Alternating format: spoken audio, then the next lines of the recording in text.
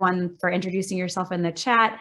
I'm very quickly just going to run through who are this, who make up this team of SkipperScience. And so as we kind of piloted this program, we had a lot of help. This was a big team to begin with, which really speaks to kind of the motivation and the excitement behind seeing this program succeed. From the Salmon Habitat Information Program, or SHIP program, we have Lindsay Bloom, Summers Cole, and Heather Boucher with us. And then from, again, the Aleut Community of St. Paul Island, myself, Lauren Devine, Bruce Robson introduced himself in the chat and is online with us, and then Christopher Tran from the Aleutian Bering Sea Initiative, formerly the LCC network, and now reimagined kind of into this Northern Latitudes Partnership, Erin Poe and Hannah Marie Garcia, who is our Zoom tech person. If you have issues, please feel free to direct message her, raise your hand, or if you're on a phone, just feel free to speak up and let us know you're having technical difficulties. Since you can't see us and we can't see you, we certainly want phone participants to feel comfortable participating. And then from AUS, who are generously providing our fishermen honoraria for participation today and are helping fund and support the SkipperScience as we move forward, Darcy Dugan and Thomas Ferrugia. So you'll see those names. You'll be in breakouts with one or more of these SkipperScience team members. And that's kind of, this is our core project team. So we'll move on into our presentation. And first, I just want to give a little bit of background to this group. We're all approaching SkipperScience with a little bit different vision, expertise, and probably history and thinking around some of these ideas. How do we improve policy and management? How do we get data and collaboration between fishermen and the industry and scientists, researchers and managers? And for our role in SkipperScience, we were looking at this from environmental monitoring from a tribal perspective.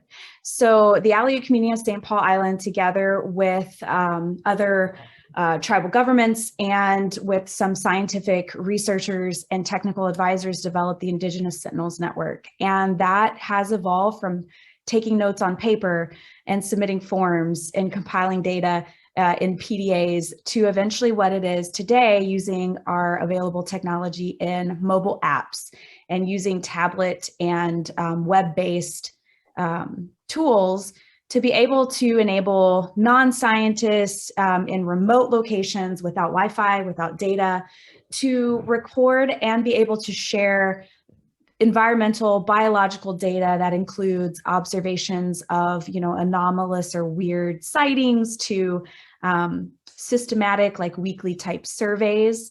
It's implemented in a variety of ways, but the strength of the program is that we've kind of put into play some protocols, some bounds around the way that information is collected so that we can compare across different and diverse situations, communities, and needs, and address really the need to be customizable and flexible for different stakeholder groups, for different purposes and needs.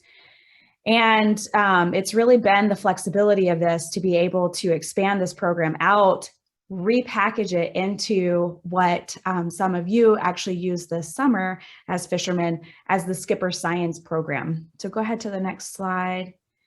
SkipperScience was actually first piloted out of Unalaska and the Pribilofs in 2016, and this came directly out of a question and thought from a vessel captain out of Unalaska that noted that SkipperScience in other areas of the world is a really recognized field. It's a discipline. It is formalized in partnership between industry and scientists, and there are tools and ways to get information and partnerships established that have really grown a history of collaboration and use in policy and management. And so we kind of threw together a guide, looked at what types of observations would be relevant and easy for fishermen to collect, and what could then on the back end, after those data are collected, be of use in evaluating and making policy and management decisions, or inform things like early detection of climate change or environmental changes or conditions. So you can see there's a very diverse list of observations that were made available, and fishermen recorded as they encountered things or as they had time out on their fishing trips, or when they returned back in inclement weather to some point of safety to be able to record observations that they had seen kind of after the fact, but in near real time. And go ahead to the next slide. We then, in 2021, had the great fortune of reimagining and repiloting this program on a huge scale. Our 2016 pilot was quite small, and this time in the 2021 partnership and support, and endorsement, and just outpouring of interest, of media attention, of sheer support. You can see all of these groups on this logo map really show how broad the support was. Funding support came in from some of these organizations, logistical support, media support, and outreach and education, just huge, overwhelming for our SkipperScience team amount of engagement in this 2021 pilot program. And so we're very encouraged to continue this. And this is really where these workshops are growing from, is that we are seeing that there is broad support and interest in seeing this program grow. And obviously that means there is some utility in seeing this expand and become more refined. And so I'll go ahead and flip to the next slide. So I'm gonna hand it to Lindsay to run through the 2021 season, give you an idea of kind of what we piloted and what we found. Okay, so we just had some curiosities going into the 2021 season. We wanted to know if this was something that fishermen would actually do. And so that was one big question. Another big question that we had is like, okay, if they're willing to do it, is this app actually going to work out on the fishing grounds?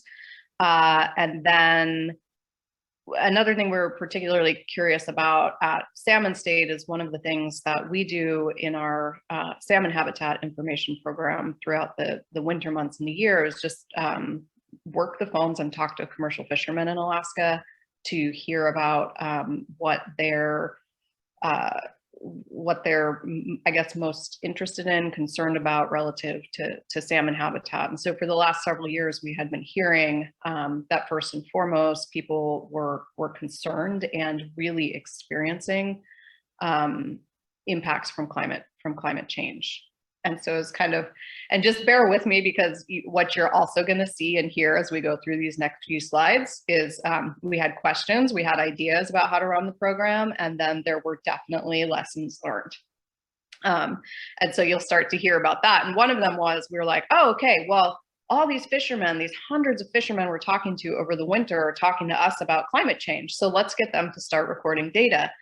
And see how it goes. And one big takeaway that I'll talk more about in the end of the presentation is that, well, how can you say just because you're seeing shorebirds here or not there, just because fish are doing this or that, like we can't, we don't know that it's because of climate. And so that was an interesting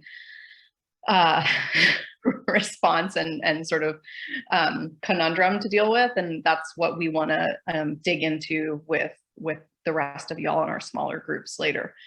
So we went into the season with those questions in mind, and we can go to the next slide. And what we want to do now, I think, is just show you how the app works. So it was surprising to me how challenging it was, I guess. To get fishermen to like click, they were like, they'd sign up and they'd say, okay, for sure, like we want to do this thing. And I don't know if it's because they wanted like the $200 gift card at LFS, or they're genuinely, I think for the most part, genuinely very interested in the citizen science and in how to do this. But then there were all these steps to click a link and then download an app and then make sure you can find the app on your phone, and then log into the app. I cannot tell you how many calls we got from people who forgot their passwords like 5 times.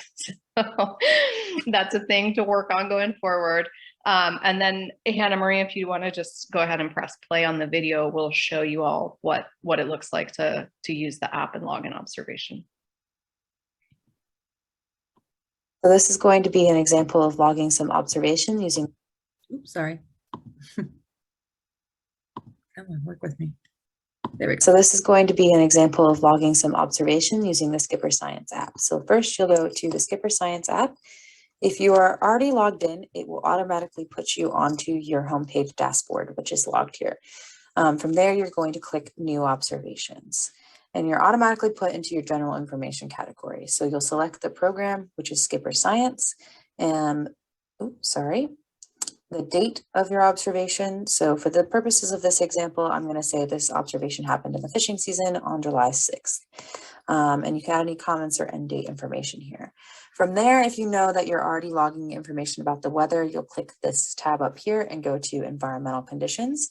And from here, you can see all your weather options. So you can note how your weather method was taken. Was it a NOAA weather station, an on-site estimate, or other method?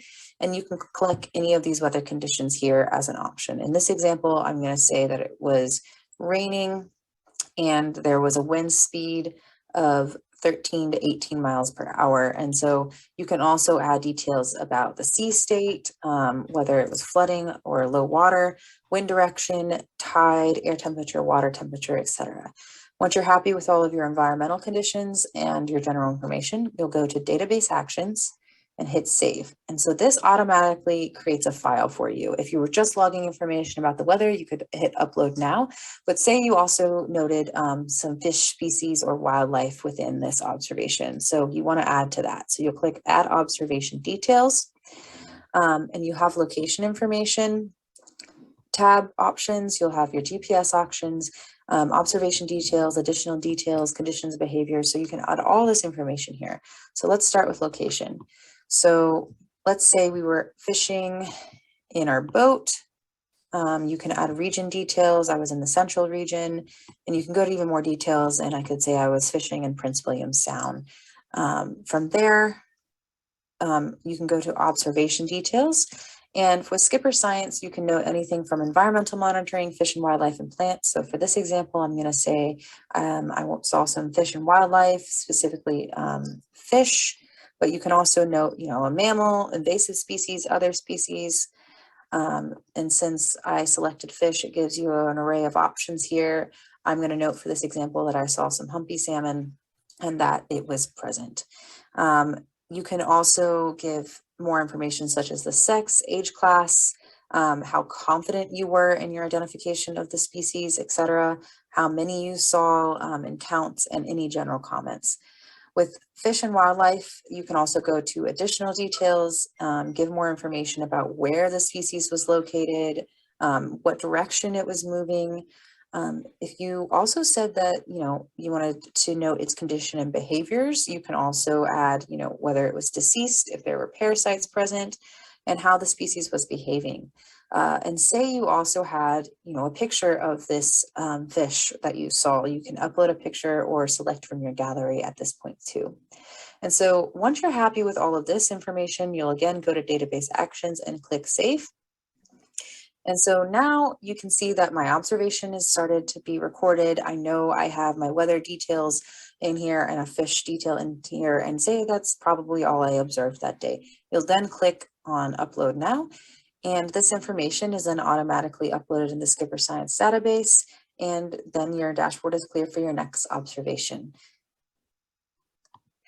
Okay, so this is going to be.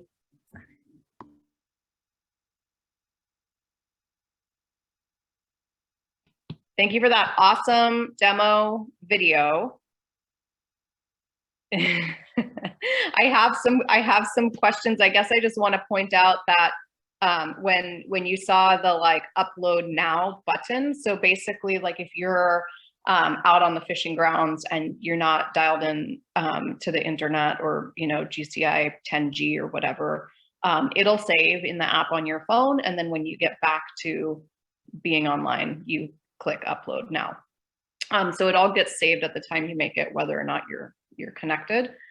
You can also upload pictures, which some fishermen did this summer, and we can talk more about the details of the app and how that works if folks want to at the end. So just a little bit about the methodology for the pilot program number 2. This slide talks about how we got the word out and recruited fishermen. It also talks about, I think, probably the real meat of the work and the project for us was providing the individualized support and technical assistance throughout the summer. We had a lot of conversations with fishermen who had signed up for the program, and just a lot of sort of, how do I do this in the app? Where do I do that? What, I need to retrieve my password, like all those kinds of things. But I was really proud of our team, and I think it was really essential that we were able to sort of be on call for making the app work and making it happen with people's various setups. And so as you can see, throughout the summer, we were calling, texting, emailing with fishermen and making sure everything worked. We concluded the observations on September 7th, and then put together a final report, which there's a link to in the chat. And if we go to the next slide, you can see just some of the highlights. Next slide. Yeah. So our goal was to have 100 fishermen sign up for the program, and we were able to pretty easily meet that goal, which was awesome. The other thing that was really, really fabulous, and I want to thank you all from the industry who are on the webinar today, is all of the endorsement and all of the support we got from organizations. And so we had, so many of your organizations and even processors sending emails to their fleets, encouraging everyone to sign up for SkipperScience. So that was a huge help. We did see things get pretty much chopped in half when it came to actually completing the data entries. And that's something we're going to get into today. We'll talk more with fishermen who did use the app successfully. Maybe some of you on here tried and didn't. You can tell us more about what the barriers were. But even so, we had some really awesome entries logged throughout the summer. Another thing that happened throughout the project period was we spoke with almost 2,000 fishermen to hear their opinions and sort of guidance on climate impacts and how the small boat commercial fishing fleet is wanting to deal with that going forward. So in this slide, you can just see that we summarize the observations by subject. I was pretty surprised to see all the horseflies. I have to talk about that with the scientists. And then if you go to the next slide, we can also sort of map in time as the observations come in where they're coming in from. And so this was the spread from last year. Shout out to Sitka for being rad. And next slide. Yeah, so you can see in the report that we have online more of this, but and I think what we want to kind of talk about for the rest of the day is the sort of lessons learned and recommendations factor as we go into 2022. So what we would love to do in 2022 is raise a bunch more money so that we can continue to support our team and really expand the SkipperScience program. We would love to recruit or double our number of fishermen, and we would also love to start to bring in the mariculture industry as well. We think that the kelp farming and sites and oyster farms, et cetera, that are really on the rise throughout the coastline of Alaska can be excellent points for data collection, et cetera. And then before the salmon season really gets off and running, we'll have some more workshops and focus groups to really hone in on the app and what to do going forward.